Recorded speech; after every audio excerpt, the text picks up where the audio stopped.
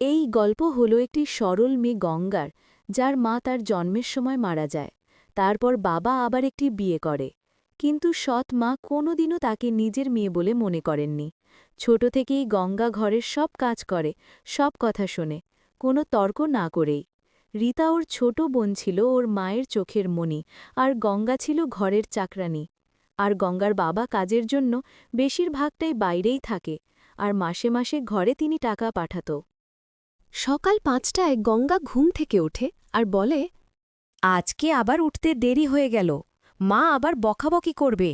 সে তাড়াতাড়ি উঠে ঘরের সব কাজ করতে থাকে। মা, খুব খিদে পেয়েছে, খাবার কখন আসবে গো? কি হলো কি? এখনও খাবার এলো না কেন? এই মেয়েটাকে দিয়ে যদি একটাও কাজও হয়। এই নে বোন তোর খাবার। মহারানীর এখন তাহলে সময় হলো খাবার আনার? ও তো ইচ্ছে করেই দেরি করে এনেছে, আসলে ও তো আমাকে হিংসা করে, তাই। মন খারাপ করে চুপচাপ ওখান থেকে চলে আসে। কিছুক্ষণ পর রীতা তার বন্ধুদের সাথে গল্প করতে চলে যায়, আর গঙ্গা ঘরের কাজ করতে থাকে। মা, তুমি আমাকে কেন ছেড়ে চলে গেলে? তুমি থাকলে আমাকে এত কষ্ট সহ্য করতে হয় না। বোনকে মা কত ভালোবাসে, কিন্তু আমি সৎ মেয়ে বলে আমাকে একটুও ভালোবাসে না। জানি না বাবা কবে আসবে। বাসনগুলো কখন থেকে পড়ে আছে, এত বাসন কে মাজবে শুনি? এই তো মা, রান্নাটা করেই মেজে দেব। তারপর মাধবী ওখান থেকে চলে যায় এবং বাইরে গিয়ে ওর বাবার সাথে ফোনে কথা বলে। হ্যাঁ, এদিকে সব ঠিক আছে। গঙ্গাও খুব খুশিতেই আছে। তুমি ওকে নিয়ে কোনো চিন্তা করো না। আমি দুই মেয়েরই ভালোভাবে খেয়াল রাখি। তুমি কোনো চিন্তা করো না। তুমি মন দিয়ে কাজ করো আর নিজের খেয়াল রেখো। গঙ্গার বাবা শহরে কাজ করার জন্যে এদিকের কোনো খবরই জানতে পারত না। গঙ্গার মা যা বোঝাত তাই বিশ্বাস করে নিত, কিন্তু উনি এটা জানতেন না যে ওনার মেয়ে গঙ্গার জীবন ৪ দেওয়ালের মধ্যে বন্দী ছিল। রাতে সবাই খাবার খেয়ে শুয়ে পড়ে এবং বেঁচে যাওয়া খাবার গঙ্গা একা বসে বসে খায়। ওর সঙ্গে বসে খাবার মতো কেউ ছিল না।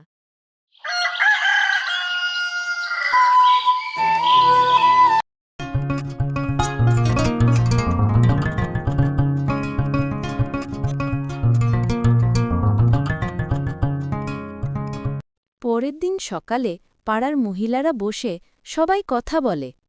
আরে শোনো, ওই নিখিলের ছেলে রোহিত কাল শহর থেকে বাড়ি এসেছে। বড় ভালো ছেলে, সরকারি চাকরি করে। নিখিল রোহিতের বিয়ে দিতে চায়। আমি ভাবছিলাম তোমার মেয়ে গঙ্গার সঙ্গে রোহিতের বিয়ের কথা বলবো। আরে বুড়িমা, গঙ্গা তো এখন খুব ছোট, ঘরের কোনো কাজেই ওর মন লাগে না, আর একটু অলসও আছে। কিও কি বিয়ে করবে? কি বলছো তুমি? গঙ্গা তো রীতার থেকে ১ বছরের বড়, আর সকাল থেকে সন্ধ্যা ঘরের সব কাজ করতে ওর দিন চলে যায়। তুমি ভেবো আমরা কিচ্ছু জানি না? আসলে বুড়িমা, ছোটবেলায় এক ঋষি গঙ্গার হাত দেখে বলেছিলেন যার সাথে ওর বিয়ে হবে তার প্রাণ সংশয় আছে। আপনি বরং আমার রীতার জন্যে কথা বলুন। মা, রোহিত আমার জন্যে ঠিক থাকবে তো? আমার তো মনে হয় ও আমাকে পছন্দ করে।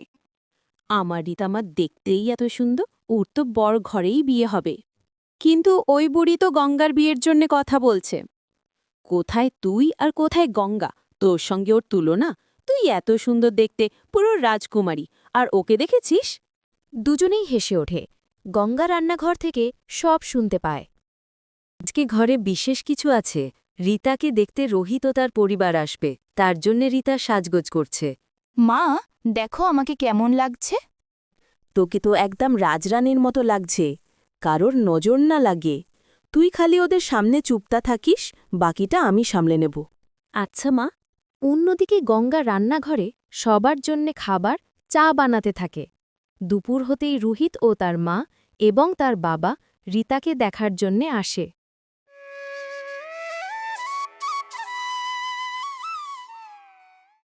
আসুন আসুন, আপনাদের জন্যই অপেক্ষা করছিলাম। আপনাদের আসতে কোনো অসুবিধা হয়নি তো? না না, আমাদের কোনো অসুবিধা হয়নি। আচ্ছা, ভেতরে গিয়ে কথা বলা যাক তাহলে। এটা আমার মেয়ে রীতা।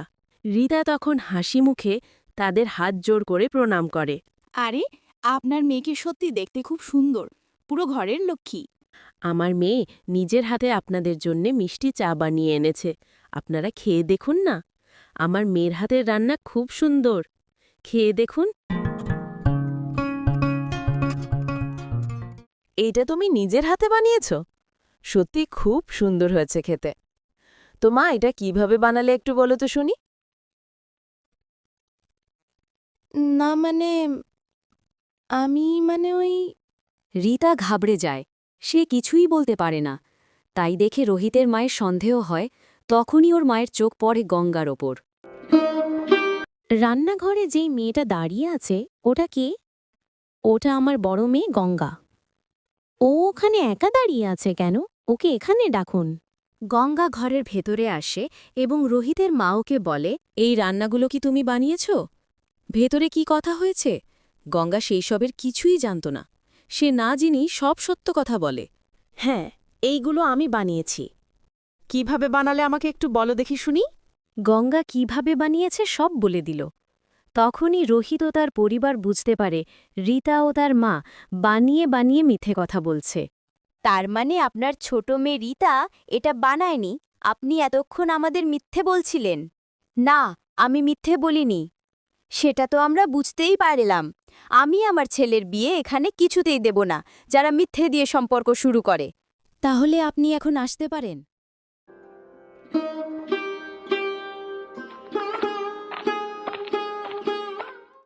তুই এখানে কেন এসেছিস? তোর এই কালো ছায়া আমার মেয়ের জীবনে সর্বনাশ ডেকে আনে। তোর জন্যেই আজকে আমার মেয়ের সম্বন্ধ ভেঙে গেল। তুই ইচ্ছে করেই ওদের বলেছিস এগুলো তুই বানিয়েছিস, রীতা বানায়নি, যাতে ওরা রীতাকে না তোকে পছন্দ করে। হ্যাঁ মা, ও ইচ্ছে করেই এটা করেছে, যাতে ও বড় বাড়ির বউ হতে পারে। মা, আমাকে ক্ষমা করে দাও। আমি জানতাম না ওরা আগে রীতাকে জিজ্ঞেস করবে। চুপ, একদম চুপ। আবার কথা বলছিস? তোকে তো খেতে এবং থাকতে দেওয়া কোনোটাই উচিত না। জানি না কোন পাপ করেছিলাম যে তোর মতো একটা অপয়াকে নিয়ে আমাকে সংসার করতে হচ্ছে। তোর জন্যেই আমার মেয়ের বিয়ে ভেঙে গেল। এবার তুই দেখ তোর জীবন কিভাবে আমি শেষ করি। গঙ্গাকে আর কিছুতেই এই ঘরে রাখা যাবে না। ও যতদিন এই ঘরে থাকবে ততদিন ও আমার বিয়ে হতে দেবে না। তুমি কিছু একটা করো মা। তুই এত ভাবিস না, আমি ওর ব্যবস্থা করছি। ওকে কিভাবে তাড়াতে হবে সেটা আমি খুব ভালো করেই জানি।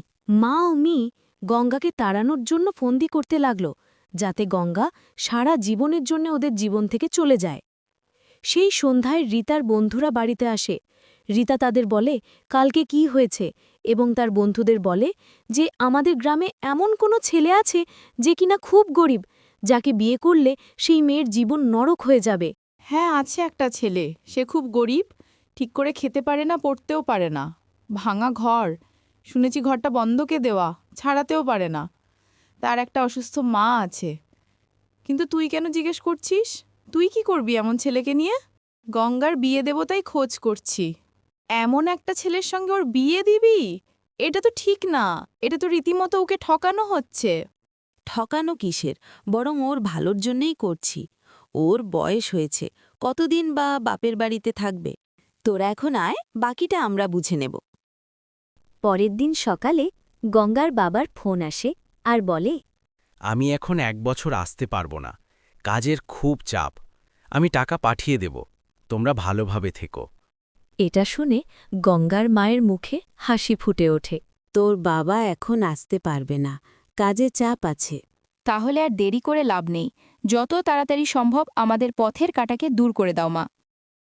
গঙ্গার মা গঙ্গাকে না জানিয়ে গঙ্গার বিয়ে ঠিক করে ফেলে।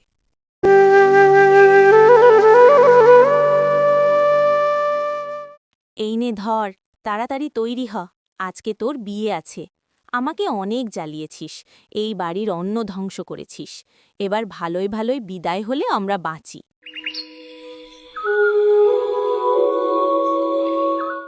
গঙ্গার মা জোর করে গঙ্গাকে বিয়ে দিয়ে দেয়। বেচারি গঙ্গাও তার ভাগ্যের কাছে হেরে যায়। সে চাইলেও কিছু করতে পারে না। গঙ্গা বিয়ে করে গিয়ে দেখে ভাঙা ঘর, অসুস্থ মা ঘরে, এবং ঘরেও কোনো কিছু নেই। দেখো গঙ্গা, আমি জানি এই বিয়ে তোমার ইচ্ছাতে হয়নি। আমি কোনো রোজগার করি না, ক্ষেতটাও বন্ধকে আছে, কিন্তু আমি তাড়াতাড়ি কাজ খুঁজে নেব। এটা বলে রামু বাজারে তার এক বন্ধুর দোকান থেকে কিছু সবজি ধার বাকি করে বাড়ি আনে, যাতে আজকের মতো যাতে খাবারের ব্যবস্থা হয়ে যায়।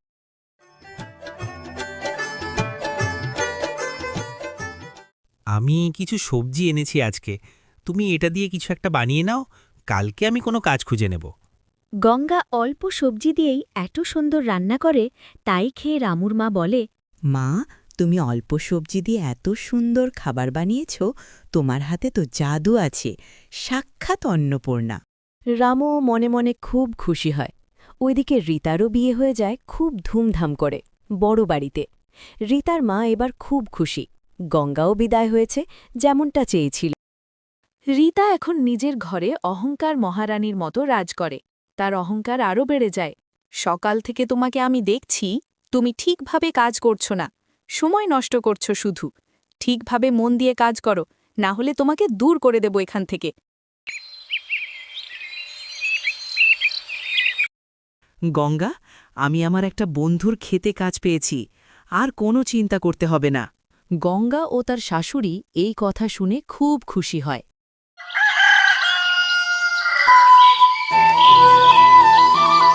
আমাকে মন দিয়ে কাজ করতে হবে। এইভাবে অনেক দিন কেটে যায়। রামু এখন ভালোই কাজ করে, টাকা উপার্জন করে, কিন্তু গঙ্গা চায় তার স্বামীরও নিজের ব্যবসা হোক। কতদিন আর অন্যের খেতে কাজ করবে? আমি বলছিলাম যে আমাদের ঘরের সামনেটায় তো অনেক ফাঁকা জায়গা আছে, যদি তুমি ওখানে সবজি চাষ করো তাহলে তো ভালোই হয়। তুমি কথাটা কিন্তু খারাপ বলনি, এটা তো আমি ভেবেই দেখিনি। আমি আজকেই বীজ কিনে আনছি আর চাষ শুরু করছি।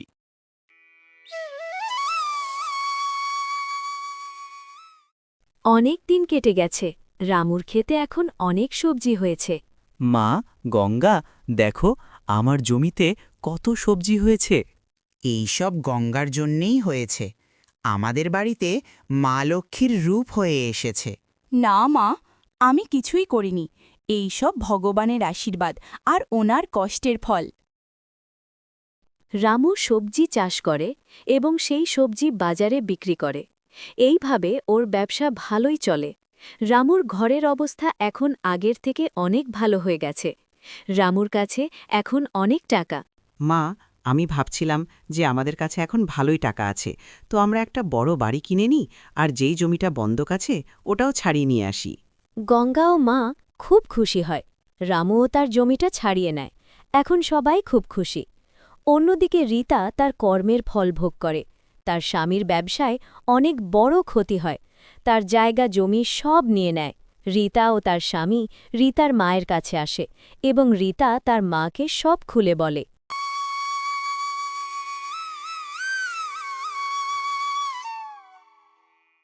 মা, তুই এইভাবে ভেঙে পড়িস না, সব ঠিক হয়ে যাবে।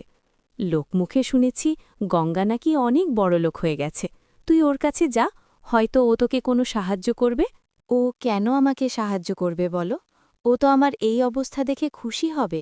রীতা গঙ্গার অবস্থা শুনে আরও হিংসা করতে লাগল। ওর নিজের দুঃখের থেকে বেশি গঙ্গার সুখে সমস্যা হতে লাগে। একদিন রীতা ও তার মা লুকিয়ে লুকিয়ে গঙ্গার বাড়ি দেখতে গেল। গঙ্গার ভাগ্য দেখে রীতা ও তার মায়ের চোখ কপালে উঠে গেল। মা, গঙ্গার বাড়ি তো আমার ঘরের থেকেও অনেক বড় ও সুন্দর। আমরা তো গঙ্গার বিয়ে একটা গরিব ছেলের সঙ্গে দিয়েছিলাম, তাহলে এটা কিভাবে সম্ভব? দিন কাটতে থাকে, কিন্তু রীতার স্বামীকে কেউ সাহায্য করে না। তার অবস্থা আরও খারাপ হতে থাকে। রীতা, আমি ক্লান্ত হয়ে গেছি, কারোর কাছে সাহায্য পাচ্ছি না। রীতার মায়ের কাছে আর কোনো রাস্তা চোখে পড়ছিল না, শুধু গঙ্গার কাছে সাহায্য নেওয়া ছাড়া। রীতা, শোন, এবার অনেক হয়েছে, তুই চল আমার সাথে গঙ্গার বাড়ি, ও আমাদের সাহায্য নিশ্চয় করবে। রীতা প্রথমে তো না না করছিল, কিন্তু সাহায্য নেওয়া ছাড়া ওর মায়ের কাছে আর কোনো উপায় থাকে না। মা, তুমি? রীতা, তুইও এখানে? তোমাদের দেখে খুব ভালো লাগছে। তোমরা কেমন আছো? তোমরা আগে ঘরে আসো, এসে বসো। গঙ্গা তার সৎ মা ও বোনের সাথে খুব ভালোভাবে ব্যবহার করে। তার বোন ও মা তার সাথে খারাপ ব্যবহার করার পরেও এত ভালো ব্যবহার দেখে তার মা ও বোন মনে মনে ভাবে গঙ্গা কত ভালো, এত কষ্ট সহ্য করার পরেও গঙ্গা আমাদের কত ভালোবাসে। গঙ্গা, আমাকে ক্ষমা করে দে, আমি তোর সঙ্গে অনেক অত্যাচার করেছি। ছোট থেকেই তোর উপর খারাপ ব্যবহার করেছি। তোর বিয়েটাও ইচ্ছে করে জেনে বুঝে একটা গরিব ছেলের সঙ্গে দিয়েছি। আমাকে ক্ষমা করে দে মা, আমার আর রিতার কুকর্মের ফল আমরা এখন ভোগ করছি। গঙ্গা, আমার বোন, আমি তোর সঙ্গে অনেক খারাপ ব্যবহার করেছি, তোর খারাপ অবস্থার মজা উড়িয়েছি, তার জন্যেই হয়তো এই অবস্থা হয়েছে। এরকম কেন বলছিস রীতা? কিছু কি হয়েছে? বলো না মা, কিছু কি হয়েছে বলো আমাকে তোমরা। রীতা ও তার মা গঙ্গাকে সব কিছু খুলে বলে কি কি হয়েছে। এই সব শুনে গঙ্গা তাদের সাহায্য করতে রাজি হয়। গঙ্গা তার স্বামীকে সব কিছু খুলে বলে। সব কিছু শুনে রামু রীতার স্বামীকে ডেকে পাঠায়। সেই সন্ধ্যায় আবার রীতা, রীতার স্বামী ও মা সবাই গঙ্গার বাড়িতে আসে ও রীতার স্বামী রামুকে সব খুলে বলে।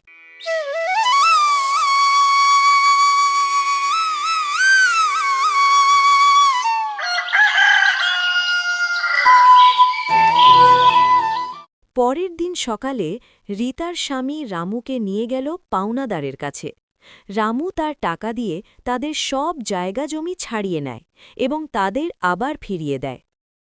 ধন্যবাদ। আপনি যদি সাহায্য না করতেন তাহলে আজকে আমরা ঘর ছাড়া হয়ে যেতাম। গঙ্গা, আমাকে ক্ষমা করে দে, তোর সঙ্গে আমি অনেক খারাপ ব্যবহার করেছি, কিন্তু তুই কোনোদিনও আমার খারাপ চাসনি। জামাইবাবু এবং তোর দুজনের অনেক অনেক ধন্যবাদ। আজ যদি তোরা না থাকতিস তাহলে জানি না আমাদের কি হতো।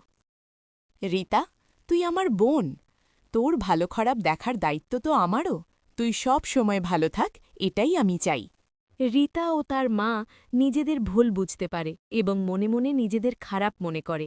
মা, বোন, তোরা আর এসব মনে রাখিস না, সব কিছু ভুলে যা।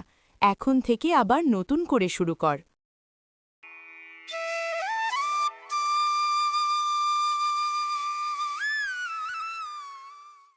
বাবা, তুমি? তোর বাবাকে আমি ডেকেছি। আমি সব শুনেছি মা। তোর মা আমাকে সব বলেছে এখানে কি কি হয়েছে। তবে ওরা যে নিজেদের ভুল বুঝতে পেরেছে, এই অনেক। তোরা সবাই ভালো আছিস, এটা দেখেই আমি খুব খুশি। এখন গঙ্গাও তার পরিবারের সবাই খুব খুশি।